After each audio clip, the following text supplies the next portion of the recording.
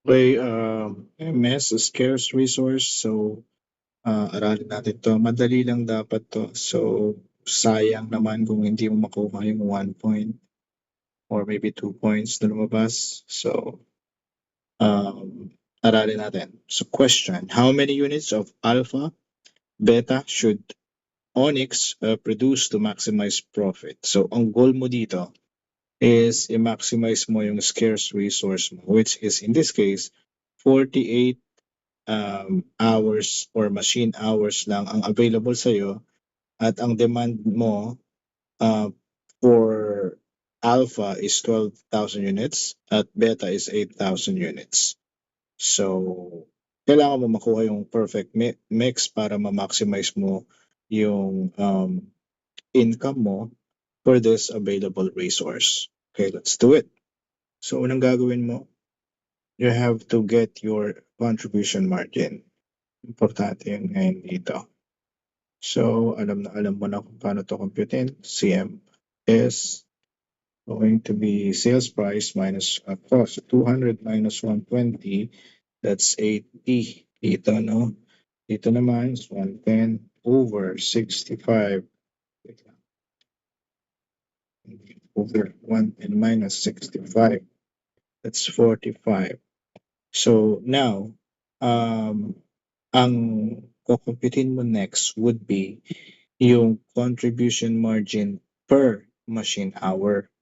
Okay. So, now, i-reduce mo yung measurement mo dito sa per machine hour. Okay. So, 80. Now, sorry. Yung requirement kasi ni product alpha is 4 hours. Okay. So, para makuha mo yung CM per unit na makukuha mo or available dito sa product alpha, you have to divide 80, okay,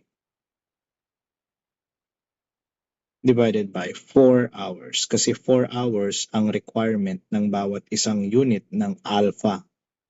So para makuha mo yung contribution margin per hour, ganyan ang gagawin mo.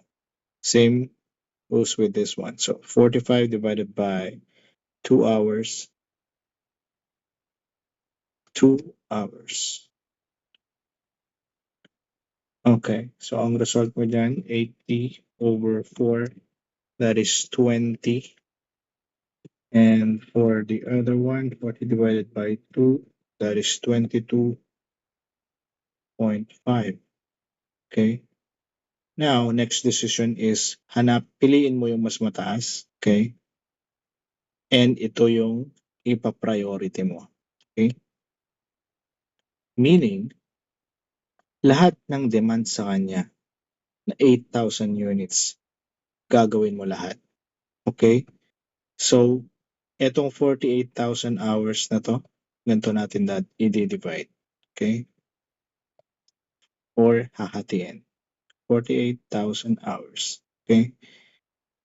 Ngayon, ilan ang hours na mapupunta kay product beta? That would be 8,000 units times 2 hours per unit.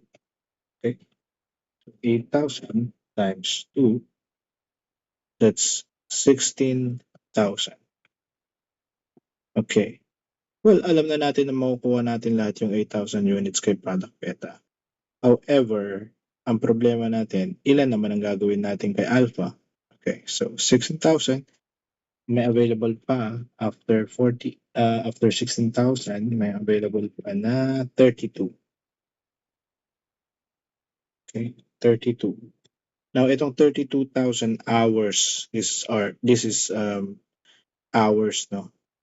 Para natin makukuha ilang units ang gagawin natin kay alpha, 32,000 hours, i-divide natin, siguro gawin ko ganito divided by 4 hours per unit. Mali. Hours per unit. Ang lilit na sulat ko, ano? So, laki mo. Yan. 32,000 divided by 4, which results to 8,000 units. Units ang magagawa out of 32 hours na available for product alpha. So although 12,000 ang demand kay product alpha, 8,000 lang ang magagawa mo sa kanya. Okay? So dito naman, 8,000 din. 8,000 din. Okay? Ito kasi, this is measured in hours. No? So, bali ang sagot natin would be 8,000 and 8,000. So, ganun lang siya. Una, summary lang tayo.